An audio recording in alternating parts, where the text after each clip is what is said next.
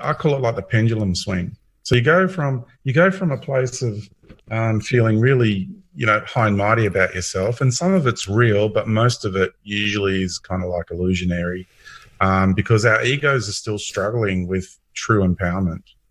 We've been diminished so much that the moment, and we've been deprived of love so much, and that's what happens. That this is what gets created here, and it's like my whole journey through this process was really challenging, not to allow my ego construct to make all these outlandish claims of grandeur. Okay. And I had to make sure that I held steady through that, because I was getting bombarded. So many times they tried to beam me to go out there and say that I'm the Messiah and I'm the chosen one and all this shit, right? They just so want people to believe that about themselves, so they can go and destroy themselves. It's just self-character assassination. It's genius. And so going through all these processes, we end up having the pendulum swing from one to the other, and then we go, wow, that was close, and I've really got to now get into more deep work, because I'm really not as powerful and as smart as I thought I was. And then you go into more deep work, and then your confidence starts to grow, and then you start getting a little bit cocky about yourself, so to speak. And then boom, circumstances will hit you in life, because life's a wonderful teacher, and then you just get smacked on your backside, or you get slapped around the face, and all of a sudden you get a reality check.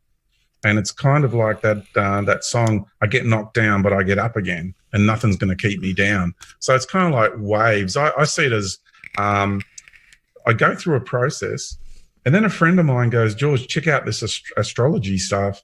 And it's describing to a T everything that I've just been going through. And I don't look into it. I get friends that just send me stuff every now and then, so what's happening is there's cosmic waves that are moving through this reality. They're coming from the core of the galaxy to our sun, the heart of the sun, from the sun to the earth, and then from the earth to us. And we find ourselves surfing these waves without even realizing we're doing it. And we're in these alchemical processes, and every wave of energy that comes along, that wave has a theme attached to it. And it's amazing how many people I'll talk to in my sphere of friends and clients, and which is quite vast, right? I meet a lot of people. I've got a lot of contacts in the world, and to talk to people all around the world and to see who's actually in this process and who's not in that process, because whoever's not in that process, they just think like a bunch of surfers at a beach. Some catch a waves. Maybe you get two or three catching the same wave, but not all surfers are going to ride every wave.